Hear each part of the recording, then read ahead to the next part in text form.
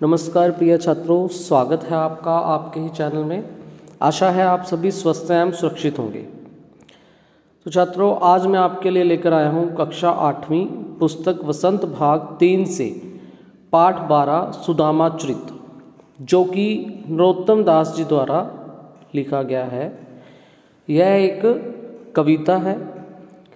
हिंदी साहित्य जगत में कवि नरोत्तम दास का नाम बड़े ही आदर और सम्मान के साथ लिया जाता है।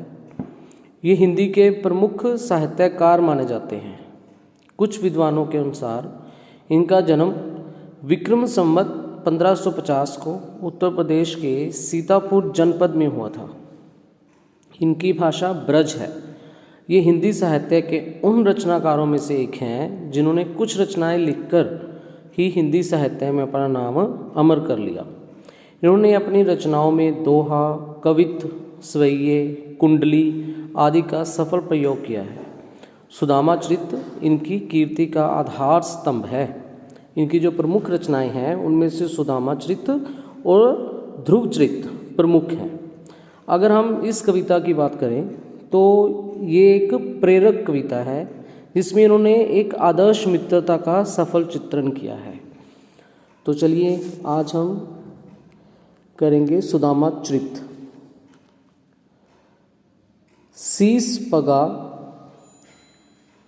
ना झंगा तन में, शीस पगा ना झंगा तन में, प्रभु जाने को आही बसे के ही ग्रामा।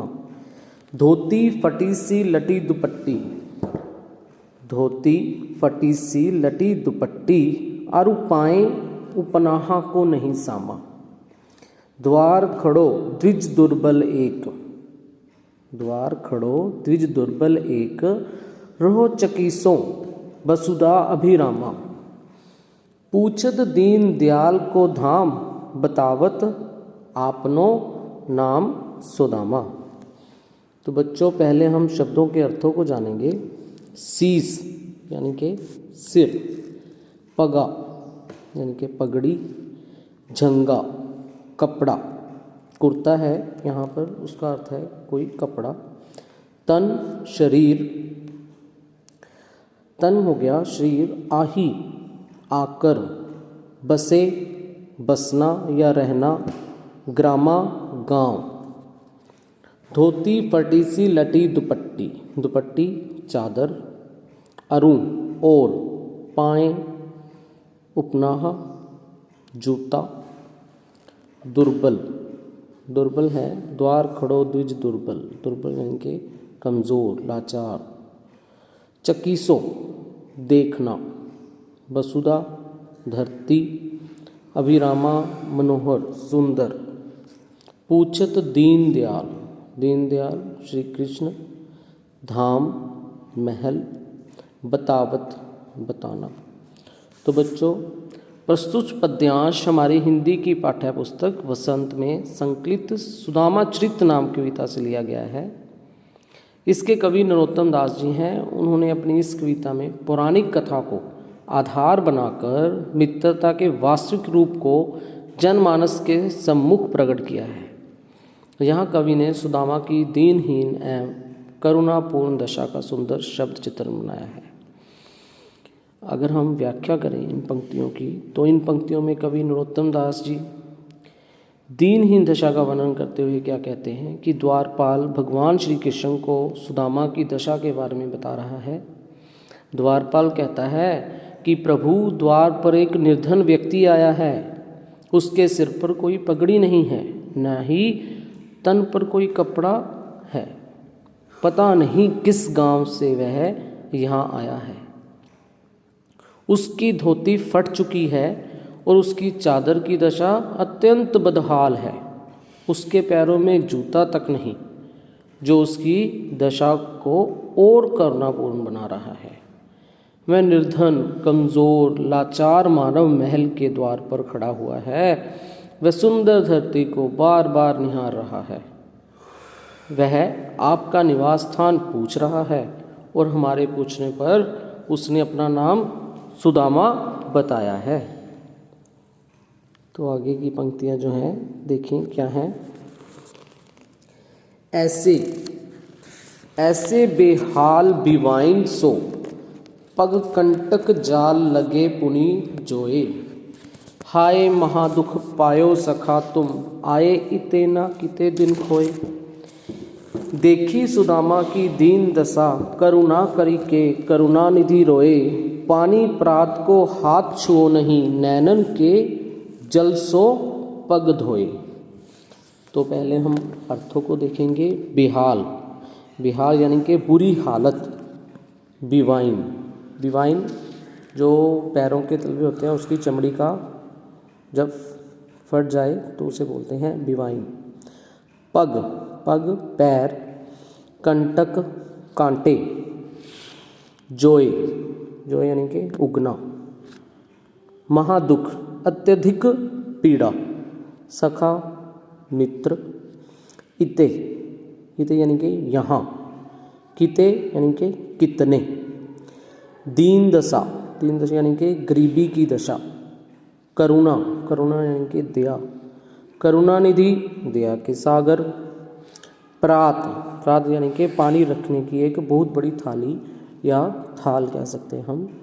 नैनन, नैनन यानी कि आँख। ठीक है जी।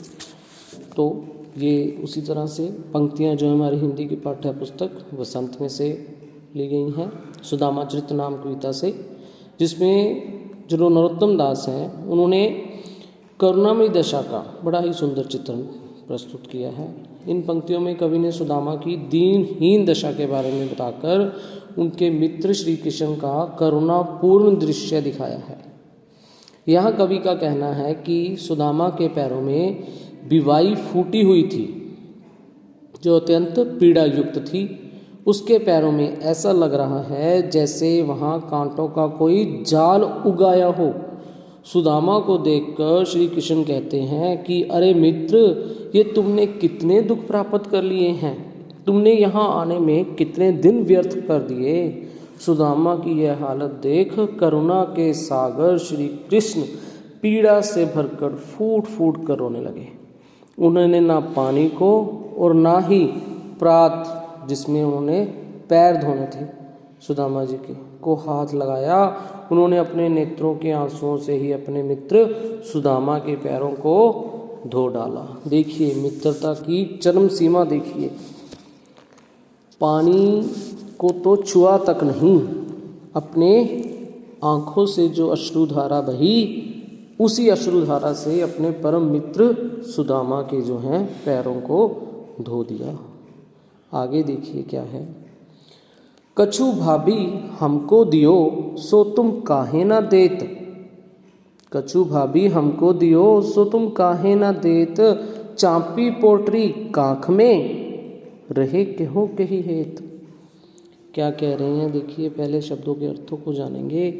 कछु यानी कि कुछ, काहे, काहे यानी कि क्यों नहीं, चांपी दबाकर, पोटरी पोटली, कांख बगल में, के ही हेतु, के ही हेतु यानी कि किस कारण।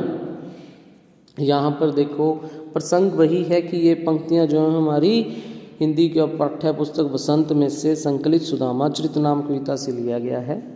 ठीक है, तो यहाँ पर जो है वो श्री कृष्ण द्वारा सुदामा से अपनी भाभी द्वारा भेजा गया उपहार मांगने का दृश्य जो है वो चित्रित किया गया है। तो इन पंक्तियों में श्री कृष्ण अपने सखा सुदामा से कहते हैं कि मित्र, मेरी भाभी ने मेरे लिए कुछ ना कुछ अवश्य दिया होगा, तुम मुझे वह क्यों नहीं दे रहे हो? तुम उसे देने में इतनी आनाकानी क्यों कर रहे हो? तुम उस पोटली को अपनी बगल में किस लिए दबाए बैठे हो?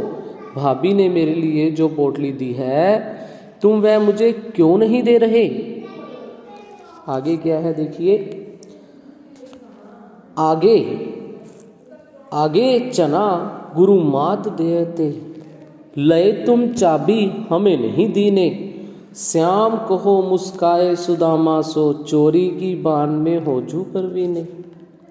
पोटरी कांख में चांपी रहे तुम, खोलत नाही सुधा रस भीने। पाछली बानी अजोना तो जो तुम, तैसे ही भाभी के तंदुल कीने। देखिए शब्दों के अर्थ क्या कह रहे हैं। दय, दय यानी कि देना, चाबी, चाबी चबाना। दीने, दीने का अर्थ है देना। श्याम, श्याम श्री कृष्ण। बाल, बाल यानी के कला। परवीने, परवीने यानी के कुशल। पोटरी, पोटरी यानी के पोटली। कांख, कांख यानी के बगल में। चांपी, चांपी दबाए हुए। सुधा, अमृत। पाछली बानी यानी कि पिछली बार। अजो, आज भी। तैसई, उसी प्रकार।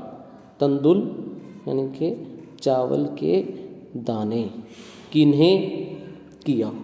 देखिए इसमें भी वही प्रसंग है कि ये जो पंक्तियां हैं हमारी पाठ्य पुस्तक बसंत में से संकलित सुदामाचरित नामक कविता से ली गई हैं। अब यहाँ पर जो है श्री कृष्ण और सुदामा जो है वो पिछले अतीत के दिनों का वर्णन किया गया है यहाँ पर, जब वे गुरु के आश्रम में शिक्षा लेते थे। तो यहाँ पर देखिए क्या कह रहे हैं इन पंक्तियों में। श्री कृष्ण अपने मित्र सुदामा से कहते हैं कि मित्र, तुमने बचपन में भी इसी तरह वस्तुओं को देने में आनाकानी की थी। गुरु आश्रम में गुरु माता ने हम दोनों को जो चने दिए थे उसे तुम अकेले ही चबा गए थे। तुमने वे चने मुझे नहीं दिए थे। इसके बाद श्री कृष्ण मुस्कुराते हुए सुदामा से कहते हैं कि मित्र, तुम आज भी चोरी की कला में पूर्णतः निपुण हो, कुशल हो। तुम पोटली को लगातार अपनी कांख में दबाए हो। तुम उस अमृत से युक्त पोटली को क्यों नहीं खोल रहे? पिछली बार जो तुमने किया, इस बार भाभी के चावलों के साथ वैसा नहीं कर सकते। तुम इसे अकेले नहीं खा सकते। तुम्हें इसे तो मुझे देना ही पड़ेगा। तो आगे देखिए क्या है। वह पुलकनी, वह उठी मिलनी, वह आदर की बात, वह पठवनी गोपाल की, कछु ना जानी जात। घर घर कर ओढ़त फिरे, तनक दही के काज, कहाँ भ्यो जो अब भ्यो, हरि को राज समाज। हो आवत नाही हूँ तो वाही पठ्यो ठेली, अब कहियो समुझाई कै बहुधन धरो सकेली। देखिए यहाँ पर प्रसंग हमारा वही है, पाठ्य पुस्तक बसंत से संकलित सुदामाचरित नाम कविता से ली गई हैं ये पंक्तियाँ। तो यहाँ पर कवि ने सुदामा के मन के भावों का सुंदर अंकन किया है। देखिए सर्वप्रथम हम शब्दों के अर्थों को जानेंगे। पुलकनी, पुलकनी क्या है जी? आनंद एवं हर्ष से युक्त। मिलनी, मिलना, आदर सम्मान। पठवनी, पठवनी यानी के विदाई। गोपाल श्री कृष्ण मुरली मनोहर। कछु कुछ। कर ओढ़त फिरे, कर ओढ़त फिरे यानी कि हाथ फैलाना, हाथ फैलाकर घूमना। तनक थोड़ा। ठेली, ठेली का क्या अर्थ है जी? बलपूर्वक। ठीक है जी। धरो सकेली, धरो सकेली यानी कि संभाल कर रखना। तो इन पंक्तियों में क्या कह रहे हैं कि खाली हाथ घर लौटते सुदामा की जो मनोस्थिति है उसका वर्णन किया है। वे सोचते हैं कि मेरे आगमन पर किस तरह श्री कृष्ण ने प्रसन्नता दिखाई थी। आसन से उठकर मुझसे मिले थे, स्नेह और सम्मान के साथ मुझसे बातें की थी, लेकिन मेरी स्थिति जानने के बाद भी मुझे खाली हाथ लौटा दिया। ये वही कृष्ण हैं जो थोड़े से दही के लिए घर घर जाकर हाथ फैलाते थे। क्या हुआ जो आज उनके पास राजपाट और सुख सुविधाएं हैं? मैं यहाँ आना नहीं चाहता था, लेकिन मेरी पत्नी ने ही मुझे यहाँ भेजा था। यह मुझे ही धन संभालने के बारे में सिखा रहे हैं। तो देखिए उसके मन में क्या क्या आया सुदामा के। तो आगे देखिए क्या है। वैसे ही राज समाज बने, गजबाजी घने मन संभ्रम छायो, कैंधो पर्यो कहूँ मार्ग भूली, कि फेरी के मैं अब द्वारका आयो। भोन बिलो की बे को मन लोचत, सोचत ही सब गांव मंझायो, पूछत पांडे फिरे सब सो, पर झोपड़ी को कहीं खोज ना पायो। तो देखिए अर्थ क्या है। गज हाथी, बाजी घोड़ा, संभ्रम भ्रमित, कैंधो या अथवा, मार्ग रास्ता या पथ, भोन भोन यानी के भवन, बिलोकीबे देखना, लोचत ललायित, गांव मझायो यानी के गांव भर छान मारना। तो प्रस्तुत प्रसंग जो प्रसंग क्या है, हमारी हिंदी की पाठ्य पुस्तक बसंत में संकलित सुदामा चरित नामक कविता से लिया गया है। इसके कवि जो हैं वो नरोत्तम दास हैं। उन्होंने यहाँ पर श्री कृष्ण और सुदामा की मित्रता को आधार बनाकर विश्व की सच्ची मित्रता से अवगत कराने का प्रयास किया है। यहाँ कवि ने सुदामा के गांव लौटने और मन में उठने वाले अनेक भावों का सुंदर चित्रण किया है। इस पद्यांश में कवि नरोत्तम दास ने सुदामा के मन के भावों और स्थिति का वर्णन करते हुए कहा है कि जब सुदामा अपने गांव वापस आ जाते हैं तो वे देखते हैं कि उनके गांव का सारा दृश्य जो है क्या द्वारिका जैसा बन गया है। हाथी घोड़े उसी प्रकार वहां घूम रहे हैं। सुदामा मन ही मन सोचते हैं कहीं वे रास्ता भूलकर पुनः तो नहीं द्वारिका आ गई। क्या कहना है कवि का कि सुंदर भवन देखकर सुदामा का जो मन है चिंतित हो उठता है। अपनी झोंपड़ी ढूंढने के लिए वे सारा गांव छान मारते हैं, अर्थात अपनी कुटिया को गांव भर में ढूंढते हैं। ब्राह्मण सुदामा सभी से पता पूछते हैं लेकिन उसकी झोंपड़ी को कहीं भी ढूंढ नहीं पाते। आगे देखिए क्या है। कै वह टूटी सी छानी हती, कै वह टूटी सी छानी हती, कहाँ कंचन के अब धाम सुहावत, कै पग में पन्ही ना हती, कहाँ लै गजा राजहूँ ठाड़े महावत। भूमि कठोर पे रात कटे, कहाँ कोमल सेज पे नींद ना आवत, कै जुरतो नहीं कोदो सवा, प्रभु के प्रताप ते दाख ना भावत। तो पंक्तियों के पहले हम अर्थ देखेंगे। कै यानी के किस दिन, छानी छानी यानी के घास पत्तों की झोंपड़ी, हती होती थी, कहाँ कहाँ यानी के कंचन यानी के सोना, स्वर्ण, धाम धाम यानी के महल, सुहावत सुहावत सुंदर लगना, पग पैर, पन्ही जूता, नाहती ना होना, कहाँ लै कहाँ अब, गजराजहूँ गजराजहूँ यानी के हाथी, ठाड़े खड़े होते हैं, महावत महावत किसे बोलते हैं, हाथी चलाने वाले को, जुरतो जुरतो यानी के पूरा पड़ना, कोदो समा यानी के मोटा अनाज, दाख दाख यानी के अंगूर जिसे हम किशमिश या मुनक्का भी बोल देते हैं। ठीक है, तो ये प्रस्तुत पंक्तियाँ जो हैं प्रसंग में क्या कहेंगे हम, हमारी हिंदी की पाठ्य पुस्तक बसंत में संकलित सुदामा चरित नाम कविता से ली गई हैं। इसमें कवि नरोत्तम दास जी हैं। कवि ने इस कविता के आदर्श मित्रता को प्रस्तुत कर जनमानस को जागृत करने का प्रयास किया है। यहाँ कवि ने श्री कृष्ण की भक्त वात्सल्यता को प्रकट करते हुए सुदामा के वैभव और संपन्नता का अलौकिक चित्रण प्रस्तुत किया है। तो इस पद्यांश में कवि नरोत्तम दास ने भगवान श्री कृष्ण को उनकी दयालुता का जो चित्रण किया है, जहाँ सुदामा की टूटी फूटी घास फूस की झोंपड़ी हुआ करती थी, आज वहाँ सोने का सुंदर महल सुशोभित है। कवि आगे क्या कहता है कि जिसके पैरों में कभी जूता तक नहीं होता था, आज उसके लिए महावत हाथी लेकर सब तैयार खड़े रहते हैं। वह अब पैदल नहीं अपितु हाथी पर सवार रहता है। कवि यहाँ श्री कृष्ण की दयालुता का वर्णन करते हुए कहता है कि जिस व्यक्ति की सारी रातें कठोर पृथ्वी पर कटती थीं, जो सारी रातें भूमि पर सोकर बिताता था, आज उसके लिए हाथी महावत के साथ खड़े हैं। जिसे कभी किसी ढंग का भोजन तक नहीं प्राप्त होता था, आज श्री कृष्ण की दया से उसे मेवों के रूप में समस्त प्रकार का सुख वैभव प्राप्त है। अब उसे किसी प्रकार की कोई भी कमी नहीं है। तो बच्चों, इस कविता में हमें क्या संदेश मिलता है?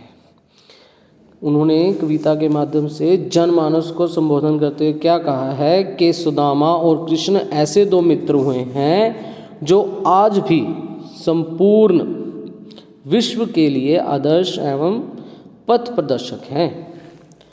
तो बच्चों, आज आशा है कि प्रिय छात्रों आपको संपूर्ण कविता के अर्थ एवं पंक्तियों की व्याख्या समझ आई होगी।